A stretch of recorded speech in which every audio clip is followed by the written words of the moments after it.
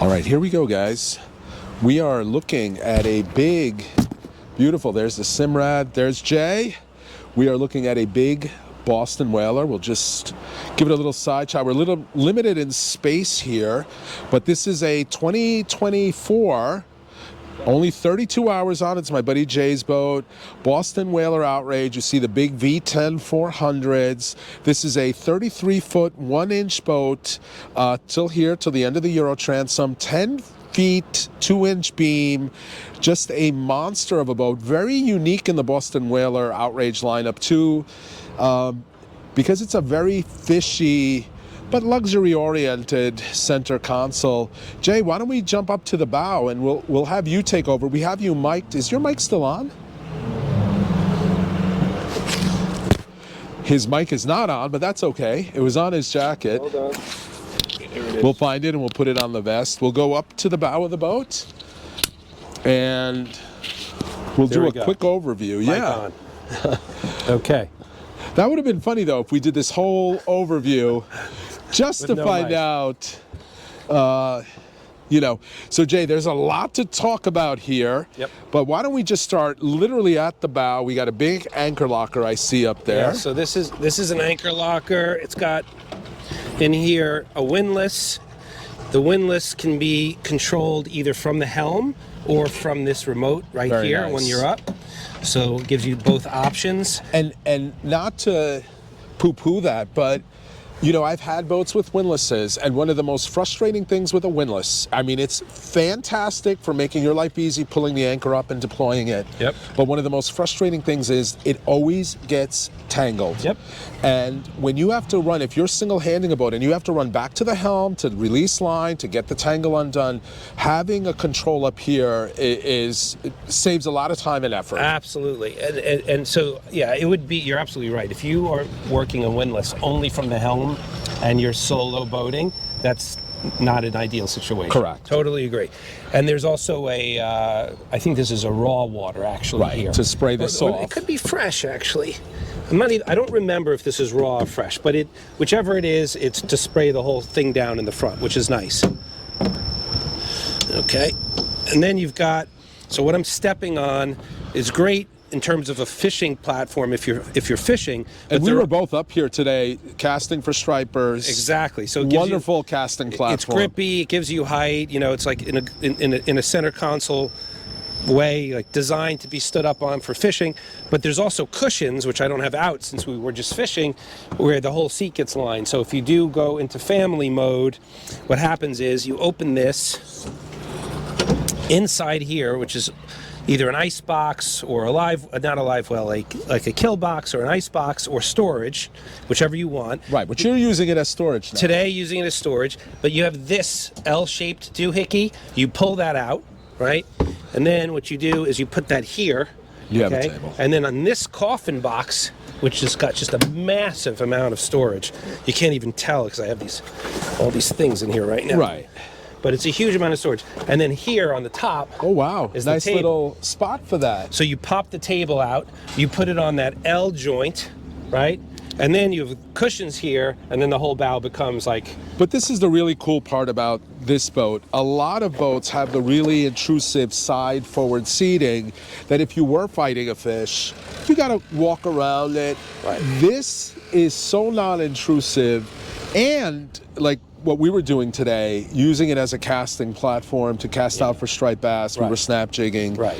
Amazing. Yeah, so I think since Whaler has so many lines of boats, and I am not an expert on Whaler, I've just owned their center consoles, but they have a lot of different lines. They have dual consoles, they have Vantages, they have all these different lines over the years. And so I think what they've really tried to do with their center console is say, this is mostly for fishermen, but fishermen who definitely want creature comforts when they're taking the family out. Right. And so I would say it's not as fishy, of course, as like a pure center console fishy brand, but it's like 75-80% of that. I would say this is as close to a perfect fishing boat if you want to also have family creatures, Right. creature comforts. as you're going to get. Right. Because, I owned a CV that had none of this. Right. No coffin box, right. no forward seating at all. It was great for what I was doing, but this adds that 20% family element right. Now, to it. In my case, I have kids, I'm married. We take friends out who don't necessarily want to fish. We do like weekend boater type stuff from time to time. For me, mostly when I'm on the boat, I'm fishing. But if I'm taking guests or I'm taking family, it's nice to have it. So right, and we took this tuna fishing, and we fought. I have the video up on the channel from last September, I think. We fought that tuna for almost 4 hours. We hooked into one tuna, fought it for almost 4 hours, lost it at the end. But we went around this boat, God knows how many times, and it was not a problem at all. And I think we had, 5 guys that day? I think 5 of us. Although Jacques seemed to be the one that fought it the most. But anyway, we're digressing. The point of this video is to review this boat. I do see a couple cup holders here, again, going into that family element. And then you have another big storage area here. That's where we had the bumpers. This is a bumper stain from when we just pulled the bumpers out. It's a little dirty right now from that bumper, which has been sitting in the water. Yeah, so I don't know if on the camera people can tell, but it's quite very deep. It's deep in there. Yeah. So this is this is actually... That's at least 3 feet deep. Right, and since you want like details when you do these reviews, Halk, this is macerated. Oh, wow, okay. So it's macerated. So it'd be a great kill box. Correct, that's right. So that's that one. And we talked about this already while you're closing those. Just a coffin box. Again, Jay's using it for storage, but you could also put drinks in there. You could use it as a kill box too, although I would use the macerated box instead. And then you see a big windshield wiper here. Yep. An actuated little vent up here, electronically actuated. Full glass windshield, wrap around. Yeah, and we have these covered because we were fishing, but if you want to... Yeah. So these... Nice material, too. It's cushions here. Yeah, very nice, very nice. And then you have a hatch up here. We were talking about this, too. Yes. There's no second station, but this opens, and you'll see the ladder here. You can actually go up there, and you said your son will go up there when you guys are out tuna fishing. Correct. And he'll spot. You'll just have him up there as a spotter, because this hardtop is sturdy enough that somebody could go up there, even an adult, because obviously there are options. These can be optioned with a second station. That's right. It's sturdy, and when you go up the hatch, there's a bit of a non-slip grip up there. Not on the front, but I think on the back. Right. Okay. So that way you could, let's put it this way. I wouldn't stand, but you could get up there and sit and kneel in the ocean and get a good view. That's right. Awesome. And do we want to look at the cabin before we get to the console? So we got to go that way. Absolutely. So I'll open this up. Okay. So you got a pretty spacious head in there. Right. With a sink and a cabinet.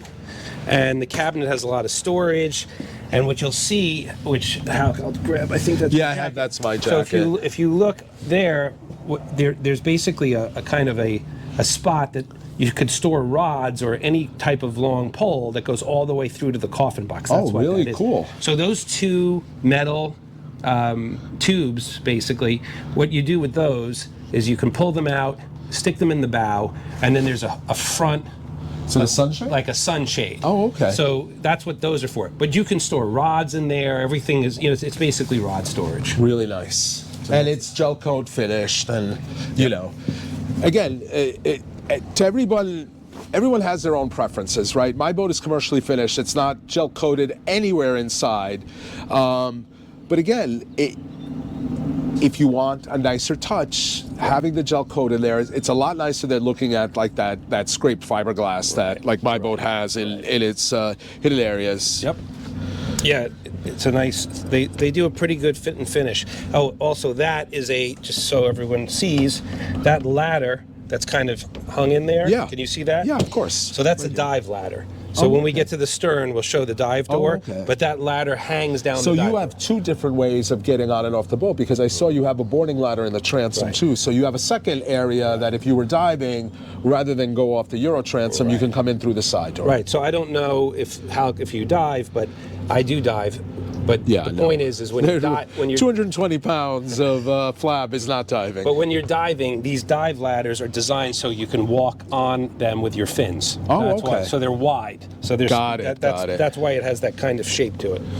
And this is magneted here, so it stays open if you if you're at the sandbar or whatever. Correct. Yeah, so we'll save the helm for last. Let's talk about this this stern area. So this is really cool, and obviously it's hard to tell right now, but yeah, this is a seat here. So this is a mezzanine facing seat. Right. They call these trolling seats, which a lot of center consoles have. Got to really these things Yeah, needs really, a little grease, there you go. but So a lot of center consoles have these. The official purpose is when you're trolling for tuna or whatever you're trolling for, you can just sit here, you know, if you're trolling 5 to 10 knots and be on the ready. right. But, And there's a cooler underneath, as we know, and there's a cooler. Yep. because you can see we have some beers, some Gatorades, a lot of waters there. Yep. But the way you just had it open, it's a great rigging station. Correct. This is where we were. Well, I feel bad making you do it because clearly we need to lube it a little bit. It's heavy. There it is. Yeah, and it's heavy. It's just heavy and big. So, yeah. So you pull this up, and then you have just a whole rigging station. Right, and this is where we were tying everything today. That's right. We were switching between fluke and bass, and we were retying rigs here. Yep. It's a really cool area for that. And then you have, and maybe this is a two-man job. Yeah. This is a, I might have to put the camera down for this. There we go. This is obviously access to the bilge area. Wow. And again, this is all gel coat finish too. There's So it's actually, for me, those buckets are quite convenient. You can I keep a spare bow anchor in there for emergencies. I keep extra lines, hoses, whatever. Yeah. Yeah. So, you know, I'm going to quibble about one thing. Do you know what it's going to be? No.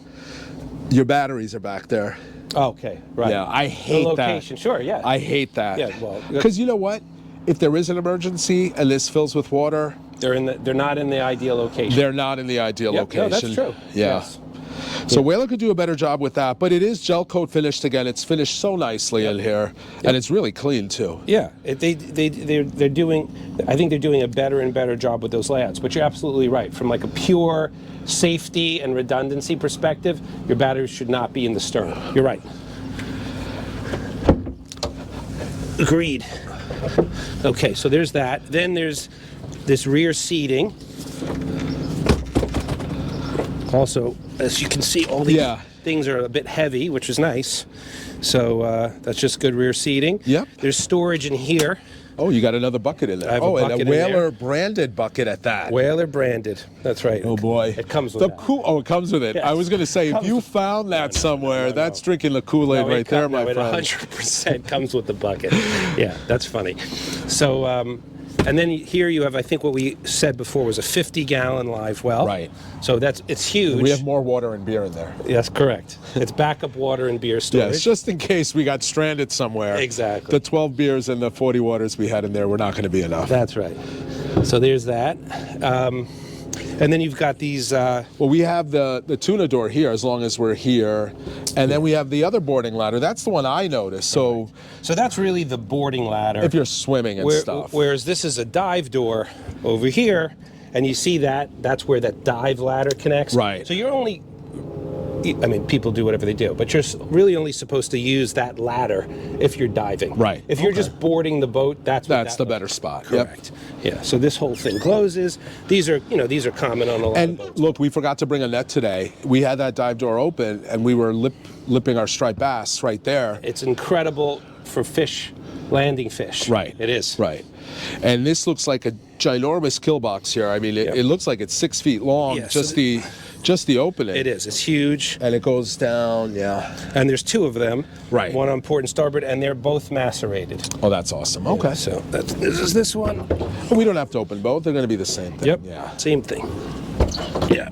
And then you have the 5 rod holders up here. Right. Now that again, a little quibble. I talk about this a lot. You have this nice giant hard top. I never understand why. I guess it's part of the piping here, but I always never can figure out why they can't make it like 7 or 8 rod holders Let here. me tell you, I have the exact same issue to such a degree that I ordered clamp-on rod holders that I haven't received yet, because this boat I really just took delivery of late last season, and I'm going to clamp some in the middle as a band-aid, and the clamp-ons are fine, but yes, it's a pet peeve of mine too.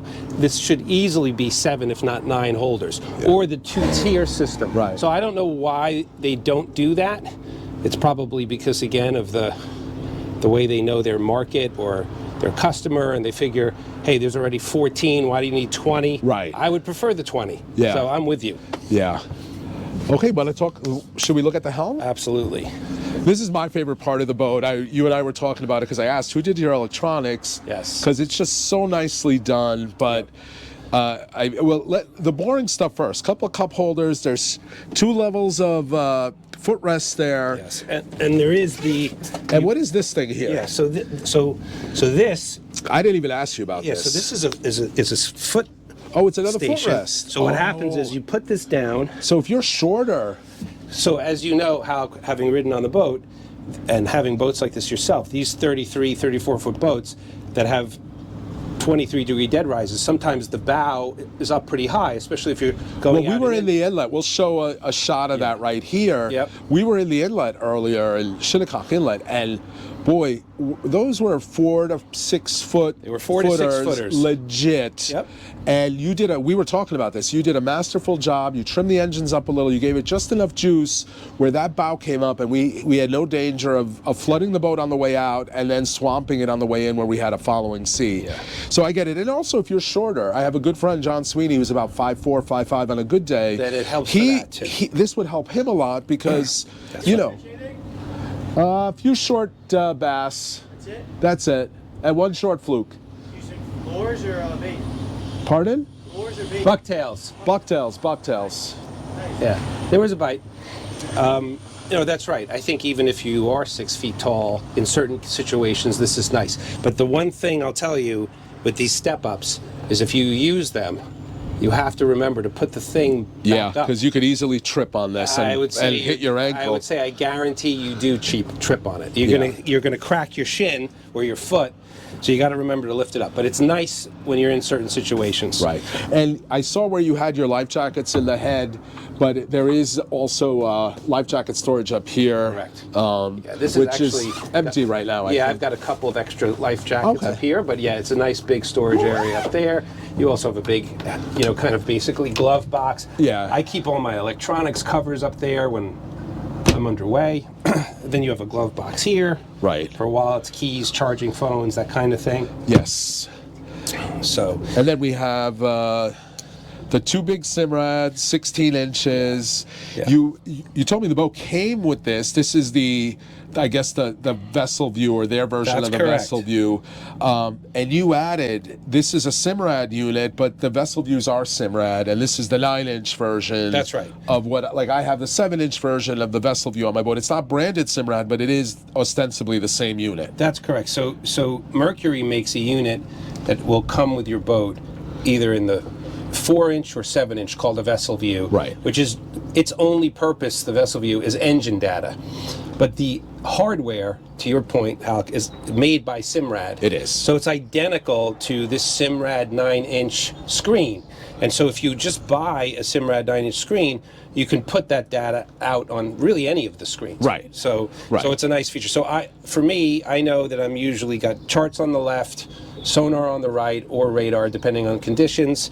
And then it's nice to have a larger view of just whatever else you want. So I figured out you could fit 3 screens here, 2 16 and a 9, the stereo in the middle and the vessel view in the middle. Right. Yeah. And to be fair to Whaler, because we poo-pooed the placement of the batteries, you do have the compass in the right spot right in front of you. And I'll tell you, I don't know this area that well. I was trying to figure out what direction we were in from my position here in the passenger side. And I'm looking at this thing sideways, and I had to say to you, are we heading west or whatever it was at the time? Right. The fact that it's right in front of you, you would never have to guess because you're looking at it sideways. That's the reason you want it in front of you. Yes. You also have some really cool features. We were just docking the boat. Again, hard to tell here, but 15 to 20 mile an hour day, really windy. Yep. And you use the joystick controls to get us right in. Yep. Perfect docking on a really windy, tough day. And we also, at one point, you have the Skyhook. Yeah. And we'll show some video of that here as we're talking. look, we were fishing for stripers, so maybe we don't want all that turbulence with the engines turning, but it will hold you in place. It acts very similar to what a trolling motor does, maybe with a little more turbulence because those engines are turning and That's right. running to keep you That's right. in place. Like a typical use case for Skyhook for people, I think, is if they're docking and they need a little extra time before they actually pull the boat into the slip, and they want to pause and get the lines ready, get the fenders ready, that kind of thing. Yeah. Like, it's great for that. You can use it while fishing, but it's not. If you're bottom fishing deep water, maybe if you just want to see if there's fish there, that's right. they're not going to notice that disturbance of those engines. That's and right. Again, we'll show what it was doing, or we have shown what it was doing. It's a little turbulent. It's not a substitute for a trolling motor, but it has the ability to spot lock you, which can be handy. Yeah. And again, we mentioned it was windy today. We'll show some running footage of us going through the bait shop. You absolutely don't feel it on this boat. You mentioned the 23 degrees of dead rise. It's also a foam-filled hull, so it's a really solid feeling ride. I think whalers, you and I talked about this while we were fishing, they sort of get a bad reputation as being not good riding boats, because I think a lot of people grew up on 15-footers and 13-footers and the 17-foot Montauk's, which are not a deep V boat. And yeah, bait shop, you'll feel it in those. You won't feel it in this. Yeah, that's right. I mean, I don't have a precise knowledge of why there's those very strong mixed views, except to say that they have a lot of different lines of boats with many different hull designs. And I think that maybe they make a shallower dead rise bigger boat too. I think the Vantage is more of a modified V. It's right behind you. Oh. Funny enough. Oh, that's the Dauntless. That's the Dauntless, you're right. Yes, I think it's Dauntless. I said Vantage. I think Vantage is just their dual console. But you're I could be correct. wrong. So, I mean, this is, just since we're talking about it, right next to me is a Dauntless. This is, what's his name's boat? Is it Rob's boat? Mm-mm. No, okay. No, Rob's boat's over there. Okay. I know what you're talking about. But this boat has, it's a beautiful boat, but it has a completely different hull. A different running surface, yep. So I don't know that you get that to that degree in so many brands where there's such a variety of hulls, so it's hard to tell. But I can tell you that I've been on a lot of center consoles, and this one at least has, I would call it, a very good ride. Does it have the best ride in the world? I don't know. Well, we looked up right before we started filming. I just quickly looked up the specs, so I knew it was 10.2, 23 degrees of dead rise, the 33 feet 1 inch. This boat, fully rigged, weighs 12,500 pounds. Yep. So the hull, fuel, water, and the engine. So that's a lot of weight. Yeah, cutting, and they talk about with engines, there's no replacement for displacement if you're looking for torque. I think if you're looking for a good ride, a heavier boat, if everything else is equal, will usually ride better than a lighter boat. Yeah, agreed. So so that's a good segue if you want to go to the engines, Hal, because these are the Merc V10s, the 400 horsepower engine. Right. So it's worth noting that, and I don't know what's common now since these V10s came out, but normally the 330 Outrage would be outfitted with trips. And now that they have these V10 400s, they're so torquey and powerful. I can't say they're typically outfitted with twins. Maybe people still get trips. I don't know. But I could tell you that I have these twins, and it's an enormous amount of power for the boat of this size and weight. So, but I know that forever, a 32 or 33 Outrage was always trips. Now, you don't have a lot of, right, we looked at the hours earlier, 32 hours. Any idea on your fuel burn, or are you paying attention? I'm paying attention. My early observation is about 1.2 miles per gallon. Okay, at a cruise speed. And what's your top end? What do you top out at? Have you in terms of like watt, like speed? Yeah, wide open throttle. I would say probably I've only done it once. I didn't do it yet this season, but probably mid-50s. Okay. Yeah. We should have done that while we were out there, but I completely forgot. Yeah. And we're fishing a really shallow area, so I don't know if I'd necessarily want to do it. I would say that it's a solid mid-50s, not 60 plus. Okay. Which is fair. You don't. When are you ever going to cruise at that speed anyway? I personally, to me, again, I'm a fisherman, so I'm always getting myself into areas where fish are, which are usually areas with rips or turbulence or sometimes big waves. So what I care about is the torque, like the quick get up and go. And this does that. And this does that incredibly well. Yeah. So for me, I'm not a top speed guy, but if you were fishing a lot of tournaments maybe, and you really cared, about top speed and racing around from spot to spot, I don't know that this is the fastest top-end boat, but I'd say mid-50s. And then I guess last but not least, and I asked you whether you were willing to talk about this, what does a rig like this run? So I think that the sticker on these boats, which I have no insight these days to how much they're discounting as the economy changes, but the sticker on it is over 500. I think it's about 520. And I would say that's without electronics. Right. So if you're putting another 50 grand of electronics into a boat like this, which you easily could, absolutely, you're talking mid fives, upper fives. But you know, boat show pricing or a guy pricing, it's harder for me to say. But the MSRP is around 525. Okay.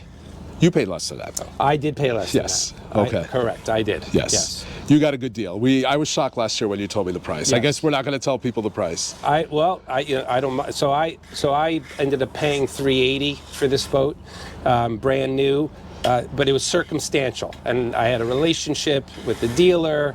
And it was a boat that they basically was going to sit in their lot another year, so the timing was in my favor, right, and they knew me. There was a whole bunch of factors. I just remember being shocked. And again, a lot of people are going to say that's still a crazy price. But for what you're getting here, the engine, I mean, these engines alone are 100 grand. I mean, right. This stuff is all expensive stuff. And by the way, you don't like whalers, maybe you like CVs, maybe you like Grady's.